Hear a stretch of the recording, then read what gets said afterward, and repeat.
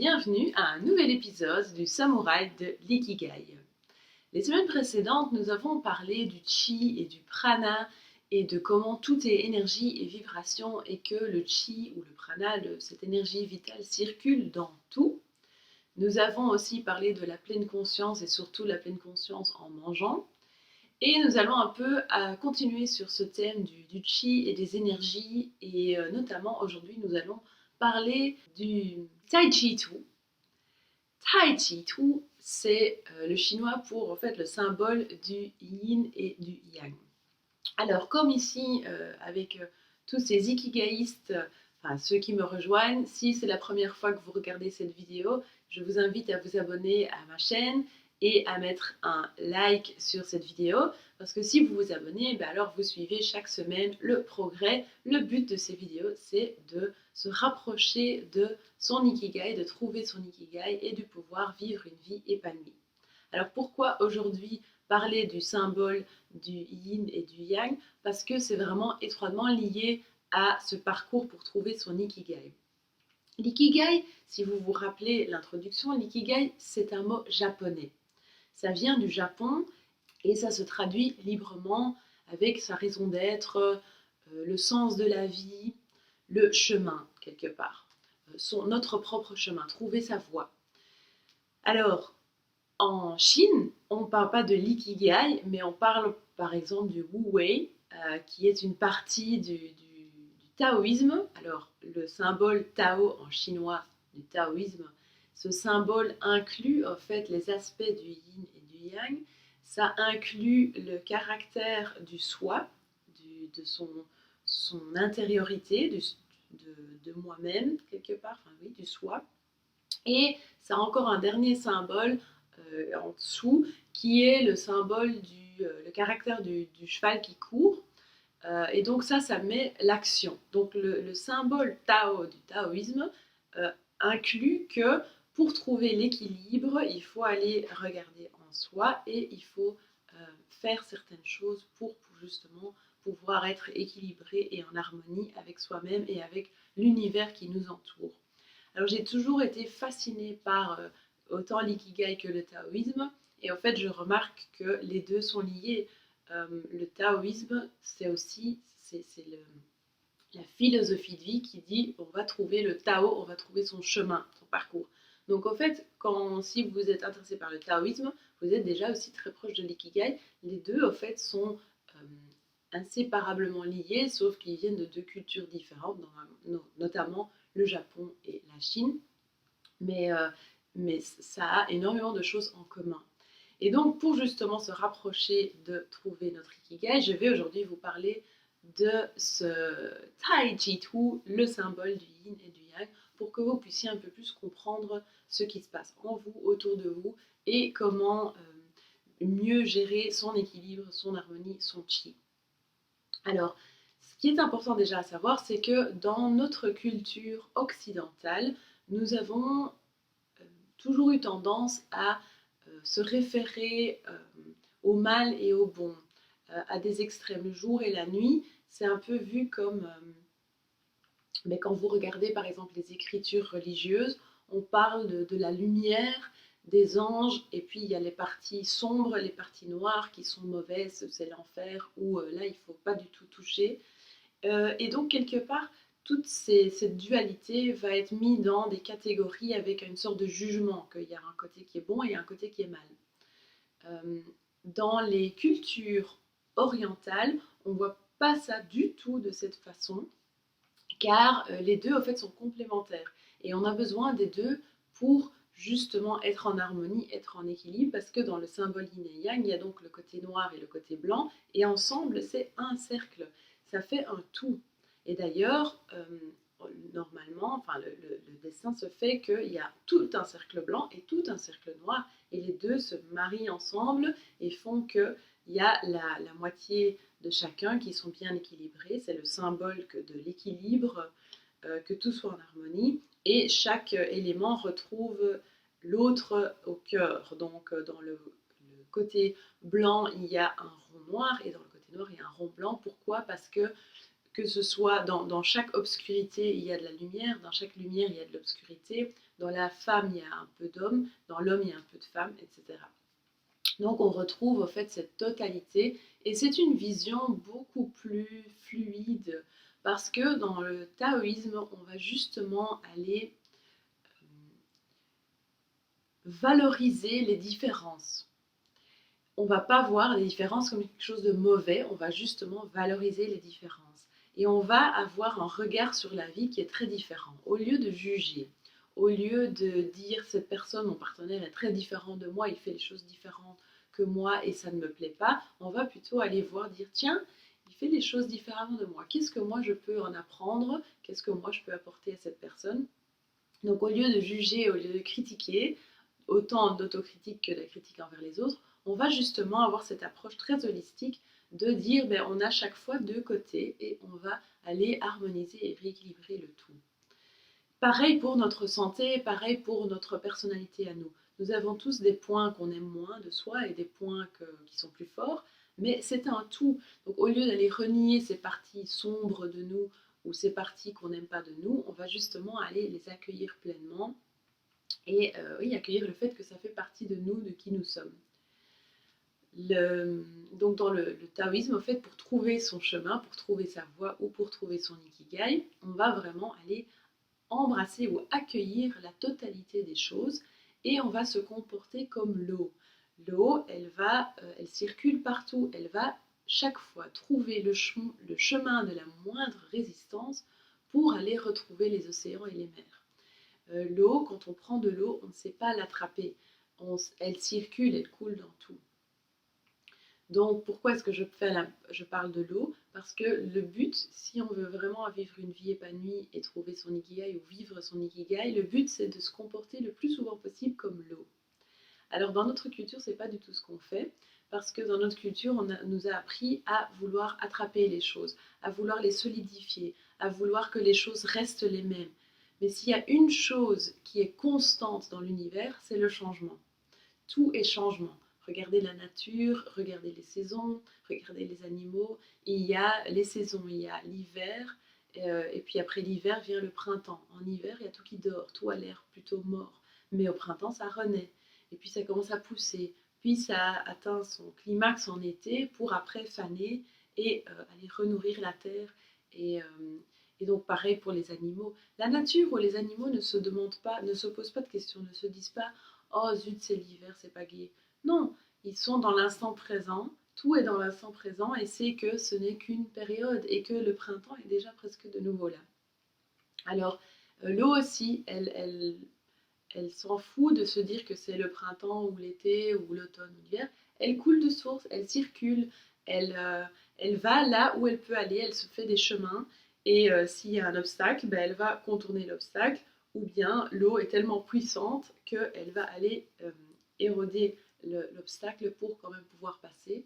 Donc au lieu de vouloir se dire je veux que les choses restent telles qu'elles sont, l'idée c'est d'être beaucoup plus comme l'eau, beaucoup plus fluide et de dire ben voilà, ben j'accueille tout ce qui vient. Et sachez que quoi qu'il arrive, quelles que sont les circonstances externes, parce que notre société, elle est tout le temps aussi en changement, en évolution, et parfois c'est difficile, comme en ce moment, et beaucoup de personnes vivent une période très difficile parce qu'on a l'impression que toute notre société change et qu'elle est en train de s'écrouler, mais ça aussi, ça va passer. Donc, parce que ça fait partie de l'évolution, ça fait partie de changement et tout le temps là. Donc si on accueille ce changement et qu'on dit ben voilà, je vais être plus comme l'eau et je vais circuler là où je peux, je vais tracer mon petit chemin et pour aller retrouver justement cet équilibre, cette harmonie, on se sent beaucoup plus léger, tout est beaucoup plus fluide et on sort en fait de ce fait de vouloir être dans la résistance. Au lieu de résister, on laisse couler et on voit ce qui va venir parce qu'on sait que quoi qu'il arrive, quoi qu'il se passe, on va quand même chaque fois pouvoir s'adapter, changer, transformer et retrouver un équilibre. On ne va pas rester dans la lumière ou dans le noir indéfiniment puisque les deux sont besoin, les deux font un tout. Donc si on est par exemple dans des années sombres, comme quand on regardait au Moyen-Âge, en anglais on appelait ça les The Dark Ages, les années, l'époque où c'est très noir, très lourd, mais ça aussi ça a passé. Après est venue une époque de lumière. Donc rien n'est là pour rester. Et si on arrive à un déséquilibre où il y a par exemple trop de lumière ou trop d'obscurité, ça va aller automatiquement se réharmoniser pour retrouver un équilibre. Donc c'est mon conseil pour aujourd'hui pour vous. Rappelez-vous du symbole yin et yang. Accueillez en vous cette partie obscurité, cette partie lumière. Parce que si justement c'est en mettant de la lumière sur l'obscurité qu'on va aller voir ce qu'il y a et qu'on va aller rééquilibrer ça. Au lieu de vouloir agripper des choses, dire ça c'est par exemple une émotion ou un souvenir que je prends, une photo, je garde. Non, laissez comme l'eau. Il y a des choses qui viennent, il y a des choses qui repartent. Laissez-vous couler, laissez-vous emporter par la fluidité de l'eau. Essayez de trouver un équilibre dans tout. Oui, il y a des choses qui se passent qui ne sont pas gaies et il y a des choses qui se passent qui sont très épanouissantes. Essayez de vraiment trouver le juste milieu, l'équilibre qui fait que en taoïsme, on cherche son chemin, mais on est vraiment dans le lâcher prise tout le temps. Donc oui, il y a des choses qui peuvent nous affecter. On va les observer, on va dire tiens, pourquoi est-ce que ça m'affecte autant? On va aller vraiment se poser avec ça, creuser, dire ok, ben voilà, ça m'affecte. Et puis on revient au choix de dire ah ben au fait, ça ne doit pas m'affecter de ce genre, donc je lâche et je continue mon chemin. Voilà pour les conseils de cette semaine. Et pour faire donc le lien avec le taoïsme et l'ikigai, les deux sont liés puisque les deux c'est vraiment trouver ce chemin le plus fluide, le plus épanouissant. Donc c'est beaucoup d'infos à vous partager aujourd'hui. C'est le taoïsme, le symbole du yin et du yang et le lien avec l'ikigai, c'est quand même... je pourrais parler des heures de tout ça. Donc je propose de vous retrouver dans d'autres vidéos où je reparlerai de ce sujet. Faites-moi savoir aussi dans les commentaires si ce sujet vous intéresse et si vous souhaitez que je crée plus de vidéos autour du yin et yang, autour des éléments qui nous entourent, les éléments bois, métal, feu et tout ça, qui sont là en permanence, qui se retrouvent en nous, dans la nature, dans la société, dans l'astrologie, etc., dans les animaux, dans notre santé. Donc si tout cette théorie, on va dire, et la pratique autour du taoïsme, des éléments, du Tao Te Ching et de l'ikigai, si cela vous intéresse, laissez-moi un petit commentaire. Si vous êtes nombreux à me dire que vous voulez en savoir plus, alors je vais créer d'autres vidéos sur cette thématique parce que franchement, moi personnellement, ça m'a énormément aidé.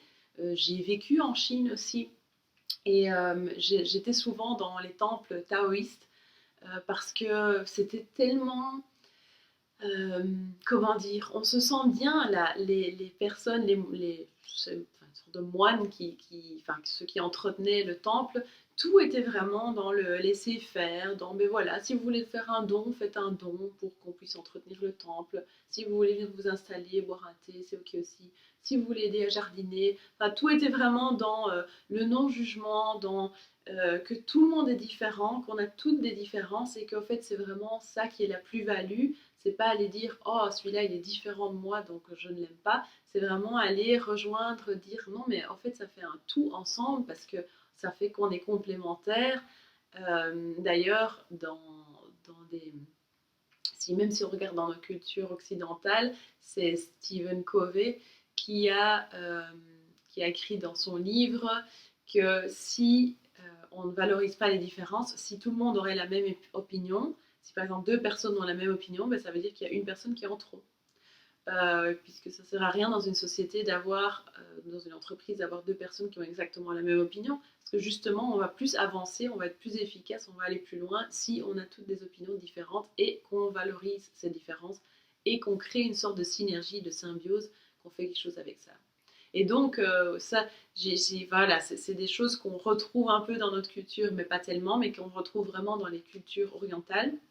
C'est vraiment, il y a une sorte de lâcher prise, de dire bah oui, la société change, les saisons changent, il y a plein de choses qui bougent, mais ils sont les Chinois pour ça sont très cool, on va dire, et ils se focalisent surtout sur eux-mêmes, sur leur santé, sur leur développement personnel, en harmonie avec le tout qui les entoure. Et donc, pour revenir à ce symbole, justement, le Tao du taoïsme, on retrouve ça là-dedans aussi. Équilibre, soi et les actions pour justement trouver ça. Donc, retenez que ce n'est jamais ok d'avoir des extrêmes, que tout doit être là, l'obscurité et la lumière. Donc le symbole yin et yang, par exemple, le yang c'est le soleil, c'est le jour, yin c'est la nuit, c'est la lune, le noir aussi c'est le féminin, le blanc c'est le masculin, le blanc aussi c'est tout ce qui est dans notre corps qui est plutôt dur comme les os, tandis que le yin c'est les organes plus fragiles. Donc il ne voit pas ça comme bon et mauvais, il voit ça comme vraiment deux choses à part égale qui sont très complémentaires l'une de l'autre et que l'un ne sait pas vivre sans l'autre en fait. Donc, je vous laisse réfléchir à ce concept du yin et du yang cette semaine et voyez si vous pouvez déjà créer plus d'harmonie dans votre style de vie, dans votre lieu de vie. Donc si par exemple vous mangez qu'un type d'aliment, on pourrait dire un type d'aliment qui est que yang, mais il vous manque du yin. Donc voyez si vous pouvez rééquilibrer votre alimentation pour qu'il y ait un peu de tout.